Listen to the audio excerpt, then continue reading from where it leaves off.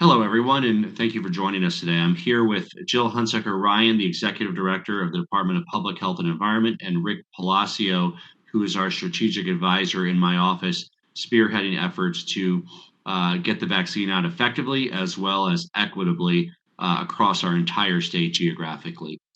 Today, they're going to share more information about how we're working to ensure that Coloradans in every corner of our state, particularly right now, those 70 and older, can have access to the life-saving vaccine.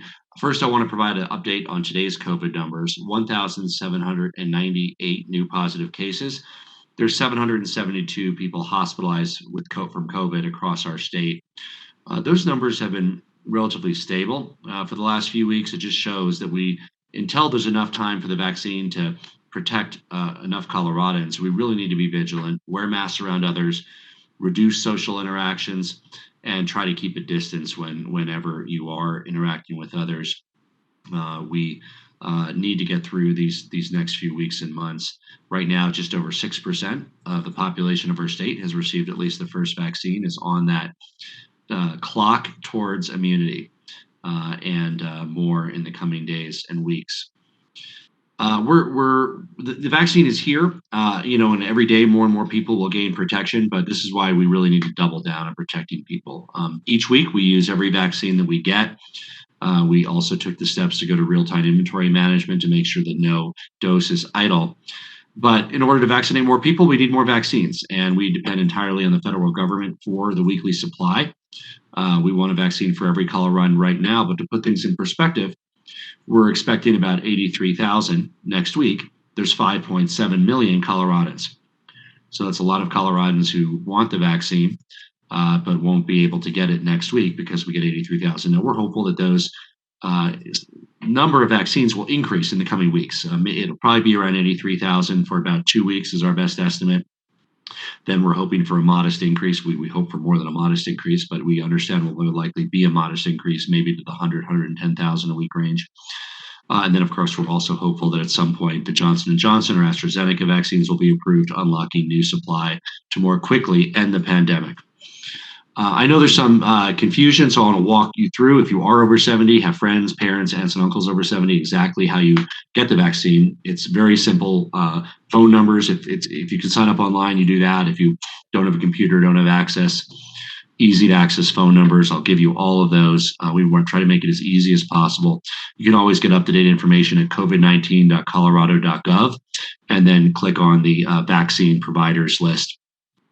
And I want to thank all of the providers we partnered with. It's just been so impressed to see our hospitals, our community health clinics, some county health departments really rise up to this challenge and say, we are ready, right? And these are hospital networks like UC Health, Centura, others, and they're saying, you know what, it's everybody. It doesn't matter if you're our customer, it doesn't matter if you're insured. We need to do this because we are part of the community, and this is the most important, urgent thing that we can do. And they've really stepped up at great expense to really take this on. And I just want to thank all of those partners. I want to encourage everyone who does have access to a computer to sign up online. It is easier and quicker. But I know, especially people over 70, there might be some people watching this that don't really trust themselves around computers or don't rely on internet. And so all of our major provider partners have now set up phone numbers, toll-free phone numbers, where you can sign up as well. So Denver Health, if you have a computer, denverhealth.org/COVID vaccine. If you want to call to be on the list, 303-436-7000. Centura Health, with many locations across the state, English and Espanol, toll free 866-414-1562, or you can visit centura.org/vaccine and sign up for the vaccine notification sign up.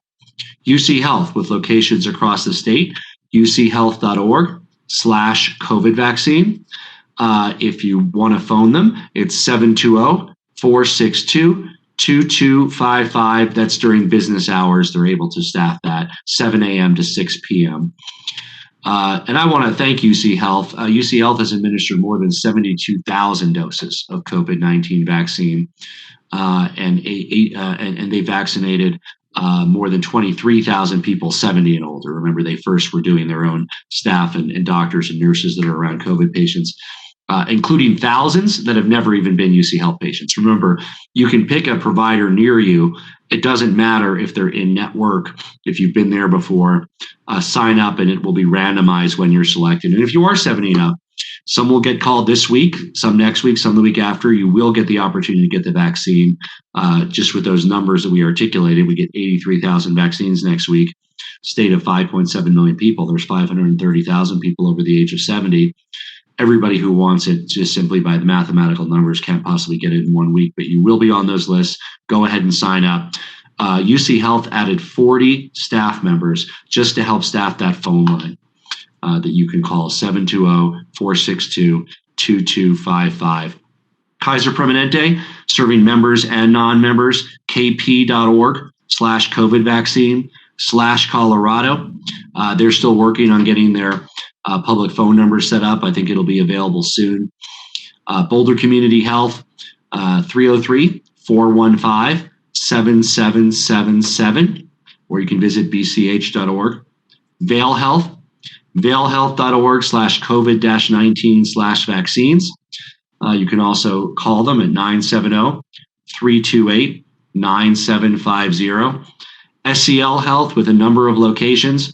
If you're not currently an SCL Health patient, you can sign up to get the vaccine on the website, sclhealth.org/COVID vaccine, or call 833-762-0141. And then you'll be notified on a randomized basis when you're eligible for those who are 70 and up. Health One is now begun to offer the vaccines to members of the public over 70 as well. www.healthonecares.com/vaccine. If you want to call Health One, it's 303-453-2477. You'll be instructed to leave a message with your name, date of birth, phone number, and you'll get a call back within 5 business days is what Health One is indicating. It's also English or Espanol at Health One. Salud Family Health Centers, community health centers, saludclinic.org for more information. They'll have a phone number soon as well. So to see all these in your area, go to covid19.colorado.gov, click on list of providers, and simply pick one that is convenient to you and sign up. You might get the call tomorrow. You might get the call in a week or 2 weeks or 3 weeks. You will have the opportunity, if you are 70 up, to get the vaccine in the next few weeks. And of course, we shortly thereafter hope to expand eligibility. More information on that next week.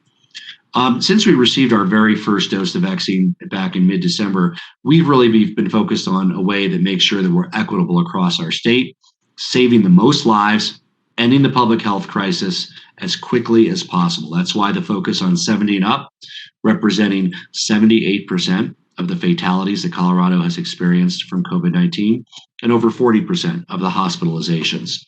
That's why it's key from the start as well. The Coloradans don't need to be a member or have in their plan any of the wherever you go. You can go to whatever is convenient to you. And that's why we're making a deliberate effort to really meet Coloradans in communities where they live. We partnered with community organizations already to stand up drive-through community vaccination clinics in San Luis, Center, Alamosa, Aurora, Denver. We're going to do more and more. Rick and Jill will talk about that effort to supplement the community health clinics and the hospitals and the pharmacies to be in areas that are medically underserved to make sure that everyone has access to this life-saving vaccine. We've made sure that health insurance status, ability to present a photo ID play no role in getting the vaccine. The fact is, the more Coloradans that get the vaccine, the better off we all are, the sooner this ends the pandemic. That's why we're going to do everything we can to break down barriers to access, no matter where you live, who you are, where you're from, what you do. We want to make sure you get the vaccine as quickly and efficiently as our supplies will allow.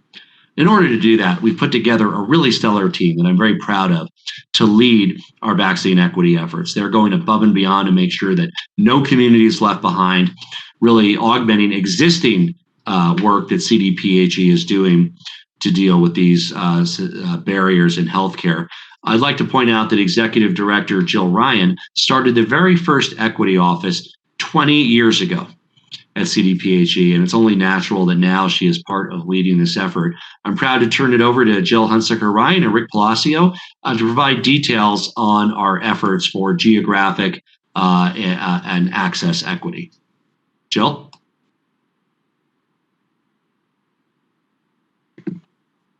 Thank you, Governor. I'm actually going to hand it off to Rick Palacio to begin. Thanks, Jill. Thanks, Governor. Thanks, everyone, for joining us this afternoon. I want to introduce you to the Colorado COVID-19 vaccine outreach team, which is pictured here.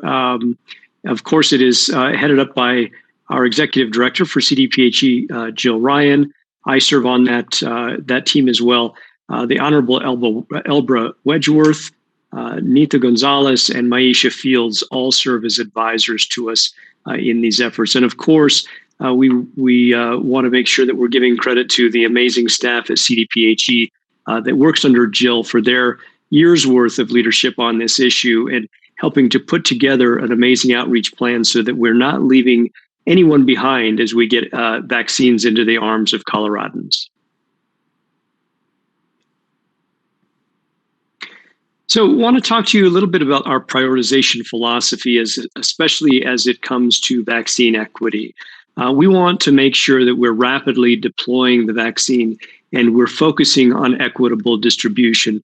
We know that especially communities of color and low-income communities have different health outcomes. So it's important that we get vaccines into those Coloradans as quickly as possible so that we're, again, not leaving people behind and we're saving lives.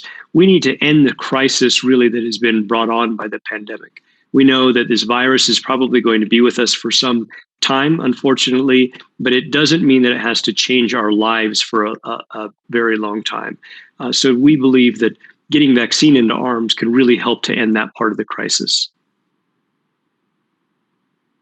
So here are some goals that we've set out from the beginning of this operation. The governor believes that we have we set a very important, wildly important goal of vaccinating 70% of Coloradans ages 70 and up by 28th of February. Now that's a goal. I think it's very likely that we should be able to get to that before the 28th of February based upon our supply of vaccines that are coming into the state. But nonetheless, that is our goal that we're striving to achieve. So we've broken down the allocation of vaccines in this pie chart here. A vast majority of those vaccines, roughly 60%, are going to our large hospital systems, of which the governor mentioned at the beginning of the press conference, and also coming online are our retail pharmacies. We're also partnering with community partners and local public health authorities. So think your county health department will be receiving about 15% of our weekly allocation. 15% are going also to our critically important community health clinics. Upwards of 73% of Coloradans actually get their primary care, health care from our community health clinics. They play a vital role in reaching our immigrant population and our migrant population and communities of color as a whole.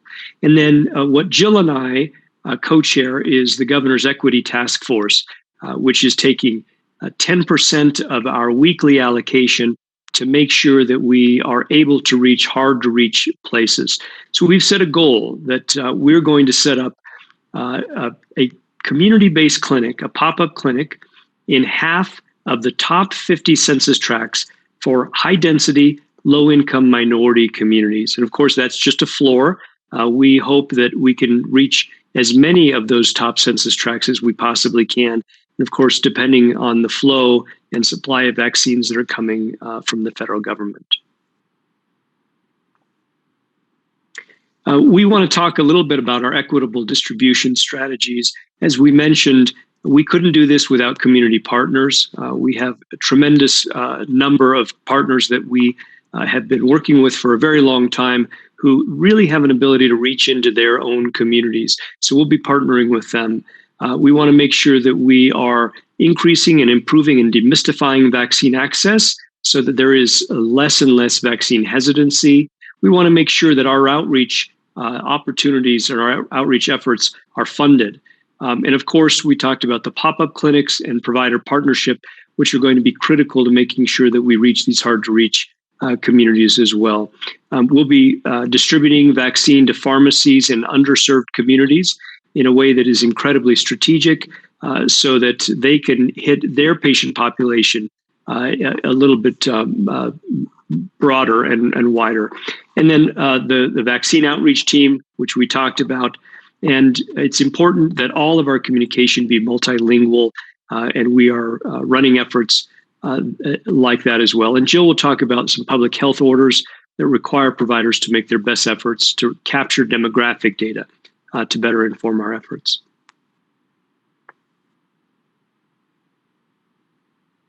So when we talk about expanding community partnerships, the governor mentioned a couple at the beginning of the call. We're very proud that some of the very first seniors in Colorado to receive the vaccine at the beginning of January are some of our seniors in San Luis. San Luis sits in the San Luis Valley, the southern edge of our state. There are only 644 people in the entire town. And through our community partners, over 200 seniors received their first dose of vaccine just in one Sunday afternoon. And here are just some other examples of pop-up clinics and partnerships that we put together. And we believe that there is no community partnership that can't help us to achieve these goals. So we're really eager to work with community groups across the state to help vaccinate more Coloradans. Here are some photographs of some of our initial pop-up clinics. The one on the left was in San Luis. I think it was 23 degrees on that Sunday afternoon. But nonetheless, the drive-up clinic was wildly successful. And on the right, some photos from Salud Family Health Center, which vaccinated their frontline staff as well as patients from their network as well. Jill? Thank you, Rick. Good afternoon, everyone.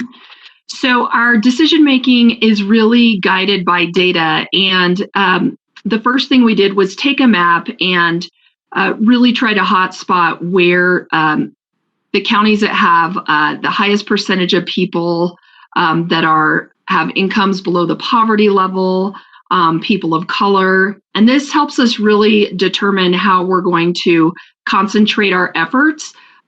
We have some tools that actually help us get down closer to the neighborhood level. And so we can look at available pharmacies in those areas, or even places that we're starting to call vaccine deserts, places where there aren't healthcare facilities. And so we may need to do some pop-up clinics.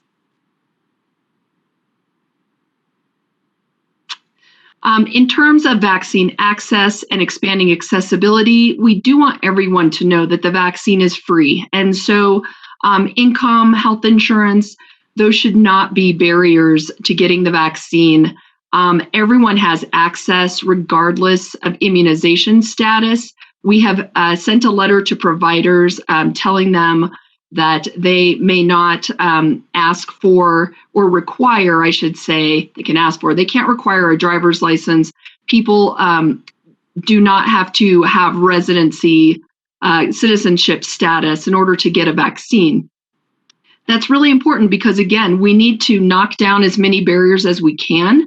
We estimate that, you get community immunity when around 70% of a population is vaccinated. Of course, children up to age 16 cannot be vaccinated at this point with COVID-19 vaccines. So it's really important that every adult who can, does get vaccinated. We're also leveraging private-public partnerships, for example, RTD and Lyft, to aid those folks that might have mobility challenges and have a hard time getting to a clinic. So we're trying to reduce transportation barriers. As Rick mentioned, really, it's about leaving no one behind.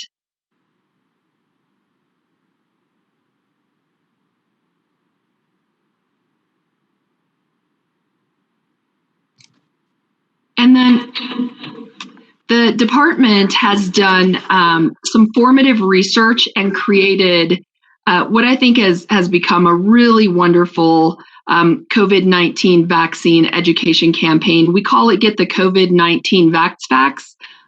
We partnered with an agency to survey Coloradans and asked people, do they plan to get the vaccine? If there is any hesitancy, why? What messages would help encourage them to get the vaccine? And then who might the appropriate messengers be? And, one of the things we found out is that people of color, particularly in the Black and Hispanic communities, do have more vaccine hesitancy. And it's much more prevalent in women. And so Latino women, African American women, only 50% said that they were comfortable getting the vaccine. And so we're trying to promote that the vaccine is safe and effective. I want to show you an example of our campaign. It features some of Colorado's top medical professionals and health advocates from diverse backgrounds. We have commercials, we have influencers on social media, and we have local toolkits available that communities can use. But with that, let's quickly run the commercials. They are in both English and Spanish.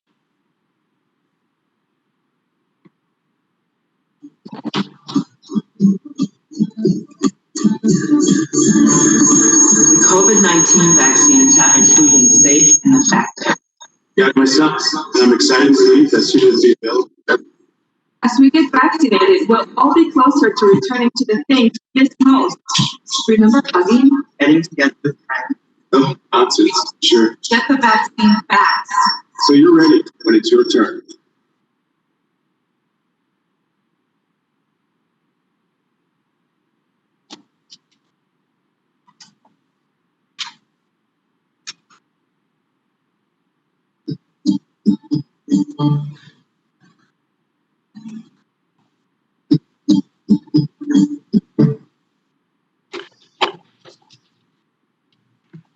I think we have it in Spanish too. Here we go.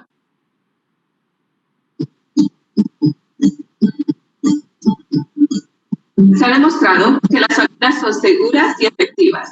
Yo ya me la puse y me emociona y me tranquiliza que todos ya la podrán tener muy pronto.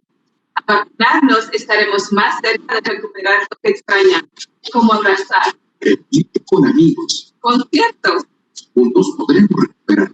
No, obtener información confiable de las vacunas. para que estés listo cuando sea tu turno.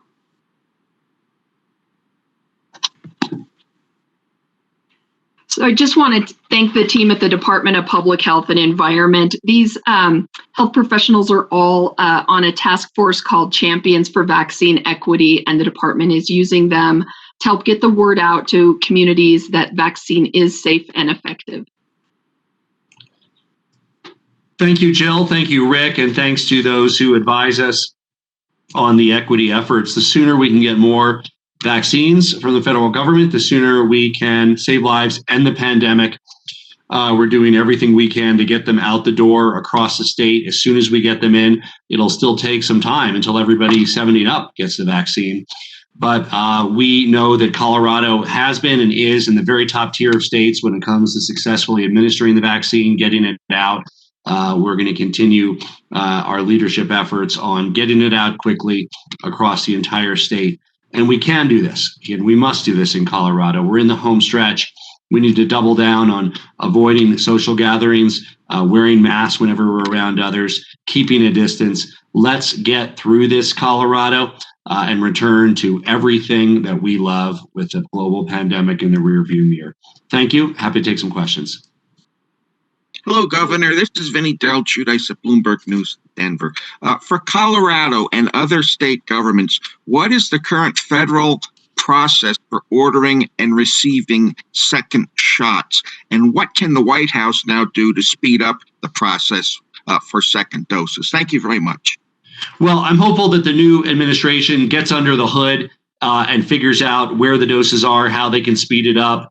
And I encourage them to do that. I've seen, press releases from Pfizer that would indicate that they do have additional doses, that they need orders from the federal government to send out. I trust the incoming folks to really get every dose we have out into the field as soon as possible. We, of course, order doses for every Coloradan. 5.7 million people were my instructions to the team, order that many doses, but they don't have that many to send us. Every week through what they call the Tiberius system. They usually tell us on a Wednesday or Thursday you can receive 78,000 doses, 83,000 doses, whatever it is. We then enter that into their system, and then we receive them on Monday or Tuesday of the following week. Occasionally it rolls into Wednesday. So that's the way that system works. And any further questions on that, or did that answer your question? Vinny? Thank you very much, sir. Okay, next question.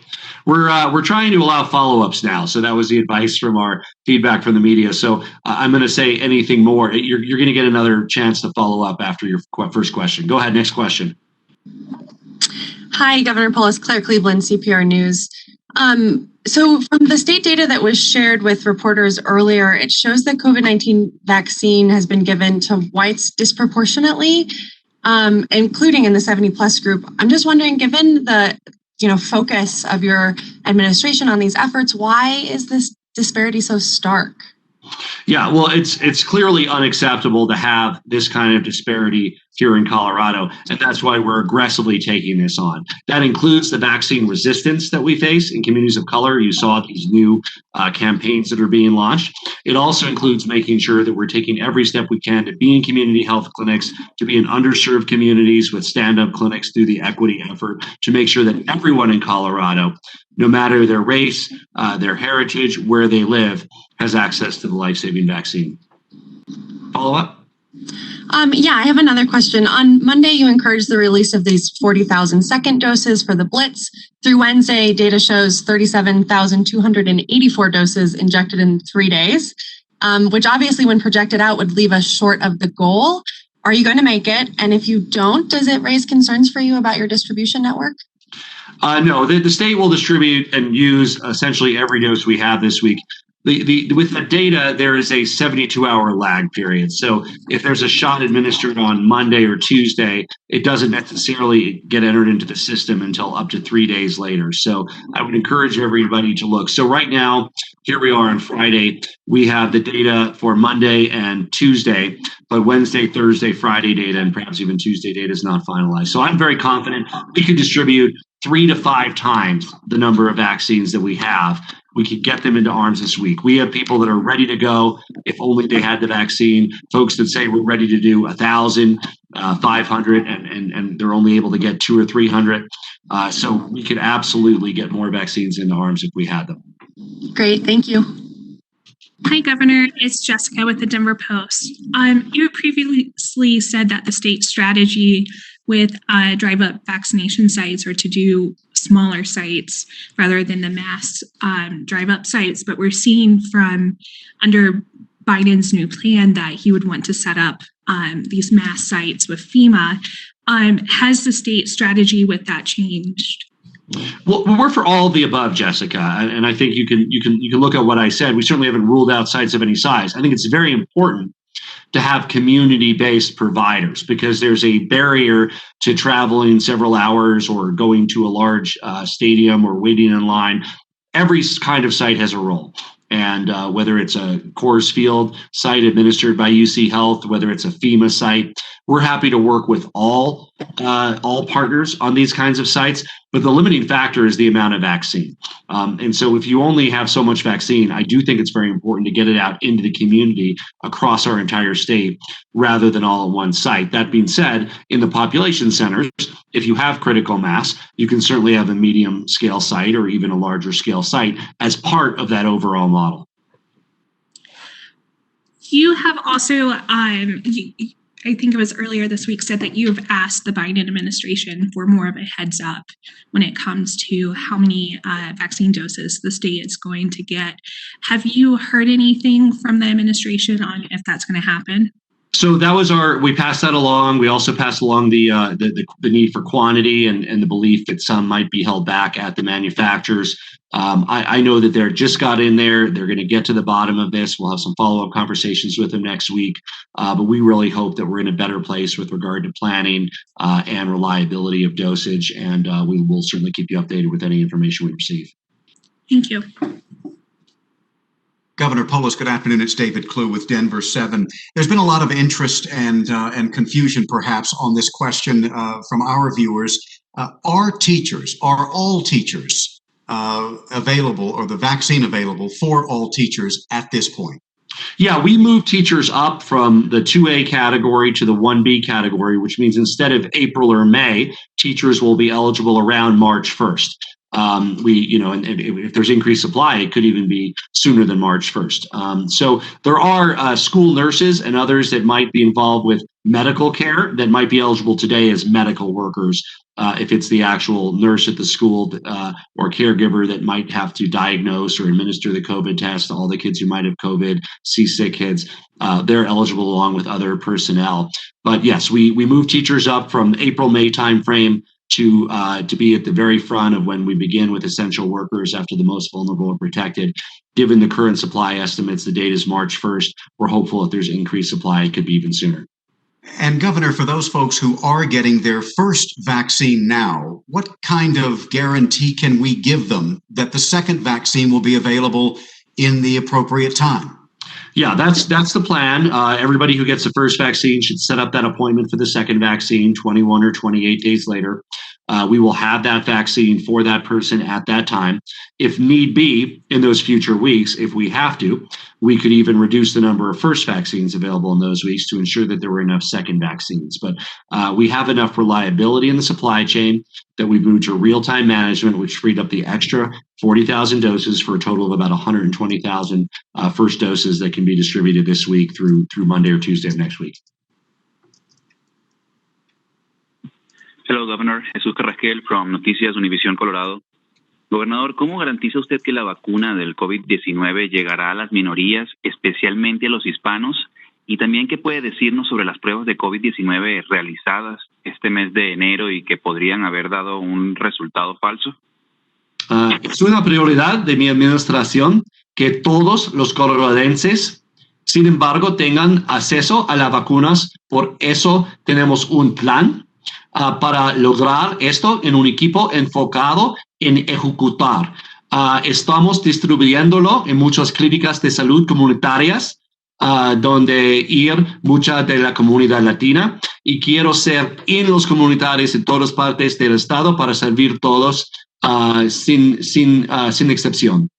En cuanto a las pruebas de curativo, no tenemos razón para creer que esto afecta a Colorado, pero de todas maneras estaremos volviendo a hacer pruebas a las personas que fueron impactadas. Y estamos creando un plan para no seguir utilizando estas pruebas problemáticas en nuestro estado. Hi, Governor. It's Mary Ann Goodland with Colorado Politics. I'm wondering, given that smaller counties might be getting a priority vaccines for their 70-plus folks a little sooner, we're wondering if Coloradans with second homes, if you've got a concern about Coloradans who have second homes in these less populated counties going elsewhere or going to these less populated counties to get their vaccines. You don't have a requirement that people submit a driver's license. And this also applies to people coming in from other states.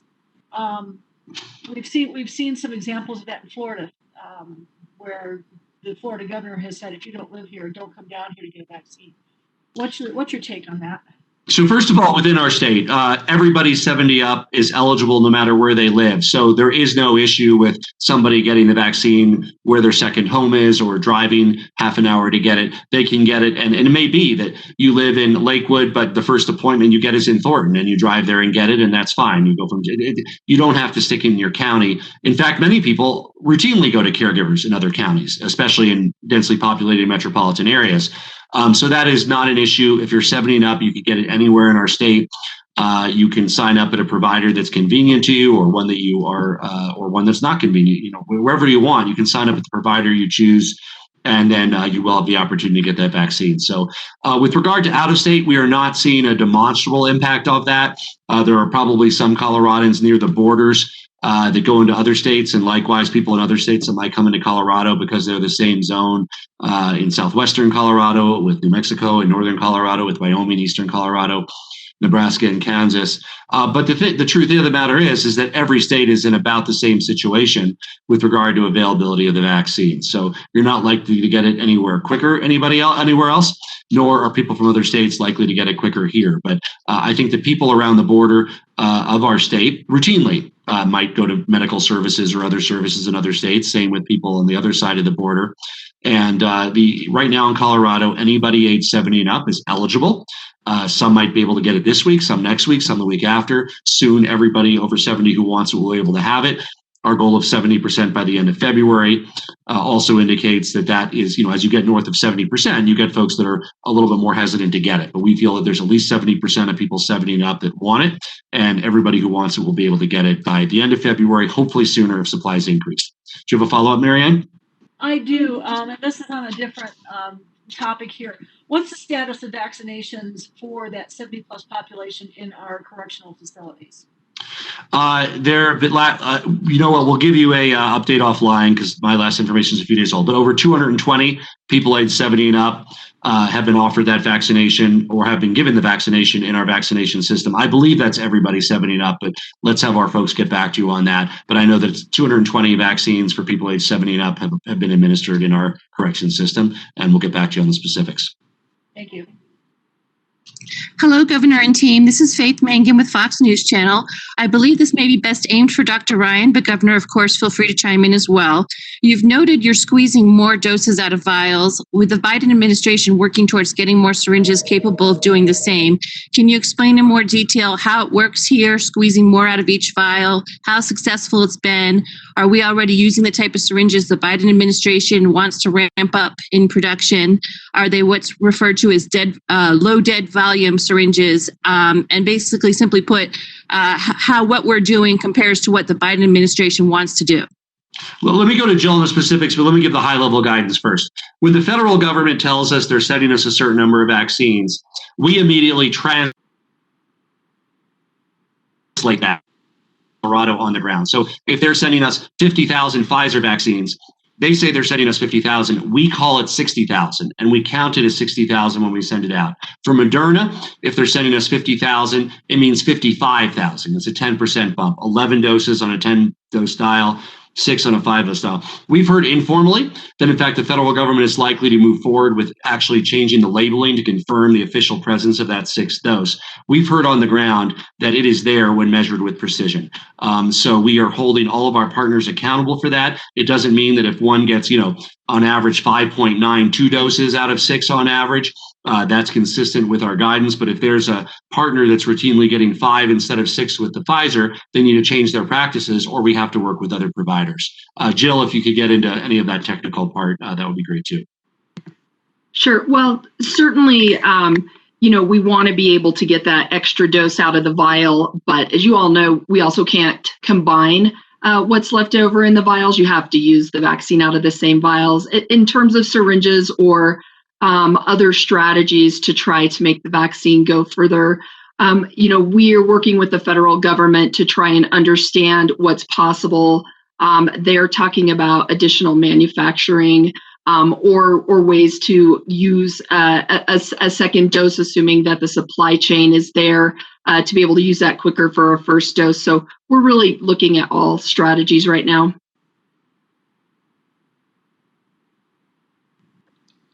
Dr. Ryan, did we acquire any special kind of syringe, or did we pick up anything just to make it better for us to do that? And I'll just correct you by saying it's Director Ryan. I'm not a physician, and I will have to get back to you on if we got a new type of syringe. That would also be a good question to give to our provider partners, to UC Health and Centura, and they ask them on their supply chains what they're doing in that regard as well. Hi, Governor. Dick Perry from the Sentinel calling. I was wondering, how will the state judge its progress in working with this hard-to-reach population, especially in the metro area and Aurora? Is there some type of a census or something saying, this is the goal of the people we want to get inoculations, and here's where we're at? And is that going to be dynamic as the state moves through that project? Yeah, so two things. One is we have about a quarter of people that we don't have data on their race or ethnicity because it is self-reported. But we can go further than that by still being held accountable by extrapolating neighborhood level data about who's showing up. Those won't be perfect matches, but we, as he showed you with that map where we map income levels, we could also map diversity by zip code tract and make sure that we are reaching out to those communities. We can also encourage people to voluntarily supply information about their race or ethnicity, which we certainly plan to encourage our partners to do. And then to make this information part of the public dashboard, which I believe is going up today or tomorrow as part of the public dashboard, so that we're fully publicly accountable to delivering improvements on these results. Okay. Also, thanks for allowing us to have follow-up questions. This is really helpful. I was wondering, this project, will this include people who are homeless and reaching these hard-to-serve populations? Yeah, let me go to Rick on that. Certainly, everybody who's homeless is over age 70 is eligible today. Their race and ethnicity is tracked like everybody else. But we certainly, when we look at those pockets in those deserts, some of them might be areas that have a higher percentage of people experiencing homelessness. Rick? Yeah, that's correct, Governor. We will be working with community partners, those especially in metro areas who have larger homeless populations, so that when we do pop-up clinics, we're able to capture those populations as well. Thanks very much. Good afternoon. This is Stephanie Rodriguez with Telemundo Denver. Hablando con miembros pues, de la comunidad latina hispana, me dicen que un enlace para registrarse es muy difícil, especialmente cuando no está disponible en su idioma. Ahora sé que pues, tendrán oportunidad de hablar por teléfono si optan no hacerlo por un enlace. Mi pregunta es, ¿estará esta información en español, el enlace en todos los proveedores y también los números de teléfono? O si tenemos como una meta de tenerlo disponible en español, y también si se han discutido otros métodos para registrarse para la vacuna. Sí, algunos de nuestros proveedores tienen operadoras en español y inglés y pueden hablar en los dos. Por ejemplo, UC Health puede llamarlos a 720-462-2255. Hay operadoras en español y inglés durante el día de trabajo. También puede llamar a Centura Health 303-436-7000. Los dos y todos son para personas más viejos de 70 años ahora, después más gente, pero ahora mayor que 70. Y también algunos de los sitios de red también hay translazada en español también. María van a correr a usted la lista que los resources en español. Gracias.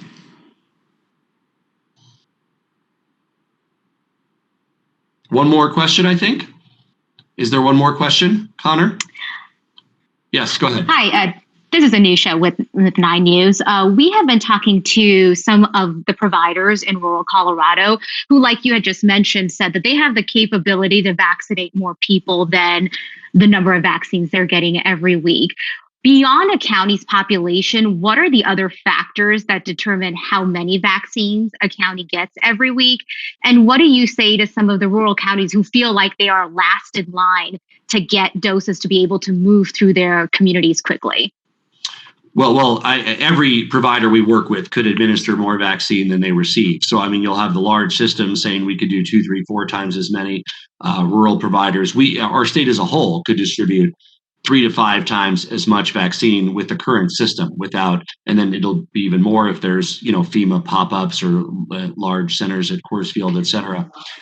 So there's simply a lack of vaccine. So it's going out slower because we're not receiving it from the federal government. As we indicated with the work that we've done, there's a higher percentage of folks in rural Colorado who have had the opportunity to be vaccinated by now. And that's a combination of the partnership with rural providers, as well as the health equity efforts that have been done, some in urban areas like Aurora with Salute Health, but also in rural areas like the San Luis Valley and increasingly other areas, to make sure that everybody has equal access to this vaccine, no matter where you live in our great state. Did you have a follow-up? No, thank you. Did Rick or Jill want to tackle that one too? Rick, I think. I might just add that. Jill, go ahead. I might just add that as we work with counties, we've been able to do things like if a county says, if they're only do 300 vaccines, but they say we have a clinic set up and we could actually use 1,000, we will give them 1,000 one week, and then maybe the next week they don't get any, but at least it helps them have economies of scale. Also, we've talked to them about if they're able to vaccinate and meet some of our equity goals, then we can use the 10% and help subsidize what they're normally getting every week to help us with the equity goals throughout the state. And I'll give one more example. Summit County, because they have a hospital, which is sort of the hub, has had greater success inoculating people over age 70 in Summit County. So they have 500 doses that they are now directing to the spokes, meaning outside of the county, to Lake County, to Grand County, and to Park County to help get the people over 70 in neighboring counties who might not even have a hospital or provider in those counties. And if you're over 70, you might have difficulty driving across mountain passes in winter to be able to have that vaccine closer to home. Thank you all so much for joining us. Stay safe, keep your distance, wear a mask. We'll get through this. Reach out to our press team so we can follow up with you if we weren't able to get to your question. And thank you.